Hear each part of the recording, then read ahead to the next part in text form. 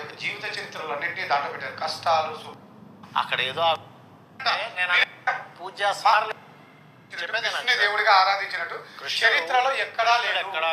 కృష్ణుడు ఎక్కడా కూడా ఖచ్చితంగా పుట్టారు. వాళ్ళు ఎలా పుట్టారండి సార్? అందరూ ఎలా పుడతారో వాళ్ళు అలానే పుట్టారు. మనుషుల్లా పుట్టలేదు కదా ఆయన. అని మీరంటే అది ఎవరు నిరూపిస్తారు? ఆయన వచ్చి చెప్పాలి. అప్పటికి ఆయనే వచ్చి చెప్పాలంటే ఇప్పుడు ఒకవేళ వేరే వాళ్ళు ఎవరైనా చెప్పారండి సార్, మేము ఒక 10వ తరంలో ముత్తాత గారు పుట్టారు, ఇప్పుడు ఆయన వచ్చి చెప్పమంటే మీరు ఎలా చెప్తారు? ఆయన వచ్చి అదే కదా ఇప్పుడు చరిత్రని వక్రీకరిస్తూ చెప్పడం వల్లనే ఈ సమస్యలన్నీ. రాముణ్ణి దేవుడిగా ఆరాధించినట్టు, కృష్ణుని దేవుడిగా ఆరాధించినట్టు చరిత్రలో ఎక్కడా లేదు. కృష్ణుడు ఎక్కడా కూడా గర్భస్థం చేసి పుట్టలేదు. ఆయన శాస్త్రంలో ఉంది.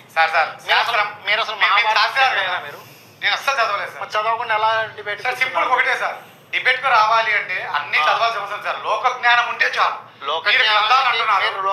మీరు చెప్పే గ్రంథాలు ఏం కనిపెట్టాయో నాకు చెప్పండి. ఒక వస్తువుని 10 మందికి ఉపాధి ఏం కనిపెట్టిందో నాకు చెప్పండి. కృష్ణుడు ఎలా పుట్టాడో కూడా తెలియకుండా కృష్ణుడు ఎలా దేవుడు కాదు సార్? కృష్ణుడు దేవుడే కాదు సార్. మనిషిగా పుట్టిన వ్యక్తి ఎలా దేవుడు పుట్టాడో కూడా తెలియదు సార్. మనిషి సార్ ఎవరు నేను ఎలా పుట్టాను ఆయన అలా పుడతారు సార్. ఒక తల్లి కడుపు ఆయన తల్లి కడుపు పుట్టలేదని నేను మీరు అంటున్నారు.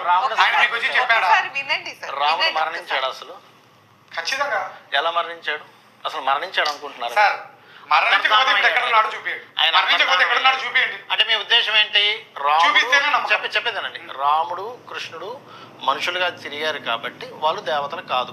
ఇదే కదా మీ ఉద్దేశం? ఖచ్చితంగా. ఎవరైనా ఆయనే కాదు. ఈ పాయింట్ ఆయనే కాదు. ఏ దేవుడి కూడా పెళ్లిళ్ళు చేసే దేవుడు కూడా దేవుడు కాదు. చెప్పేదేనండి, ఈ పాయింట్ మీద నిలబడి ఉండండి. ఖచ్చితంగా నిలబడతారు. మీరు పూజించే దేవత ఎవరు? నేను కన్యకా పరమేశ్వరిని మేము ఆరాధిస్తాము. మేము నగరేశ్వర స్వామి అంటే ఈశ్వరుని శివలింగాన్ని మేము పూజిస్తాం. నేను కన్యకా పరమేశ్వరిగా భావిస్తారు కదా మీ కోమట్లందరూ? కన్యకా పరమేశ్వరిని మా ఇలవేల్పుగా మా ఇంటి దేవతగా పూజిస్తున్నారు. ఆవిడ మరి మనిషిగా పుట్టింది కదా ఆవిడ. మరి ఖచ్చితంగా నేను చెప్తున్నాను, ఆయన దేవత కాదు. ఆయన దేవత కాదు, మా ఆరాధ్య దైవం. అరే ఆరాధ్య దైవం ఎందుకు అంటున్నారు మరి? ఇప్పుడు మా కులం మమ్మల్ని కాపాడింది కాబట్టి మా వ్యక్తిత్వాలను మా యొక్క అదేమంటారు మా ఆర్యవైశ్యుల ఐక్యత కోసం ప్రాణత్యాగం చేసింది కాబట్టి మేము ఆమెను ఇరువైపుగా కొలుస్తున్నాం. సమాజం అంతా ఆమె దేవతగా కొలవాల్సిన అవసరం లేదు. కొలవకూడదు. అలా కాదు, గుడి కట్టారు లేదా? కట్టాము. పూజ చేస్తున్నారు లేదా? మా యొక్క సౌలభ్యం కోసం, మా ఆనందం కోసం మేము ఆమెను పూజిస్తున్నాం. ఆరాధిస్తున్నారా లేదా? ప్రసాదం పెడుతున్నారా లేదా? ధూపం పెడుతున్నారా లేదా? మేమే పెడతాం. మిగతా ఇతరులకు పెట్టాము. మేము ఇతరులకు పెట్టాము. మీరు దేవతగా భావిస్తున్నారు లేదా? అందుకే సార్ మాది మేము కాదని ఎవరన్నారు? మా దేవత కాబట్టి మరి మీరు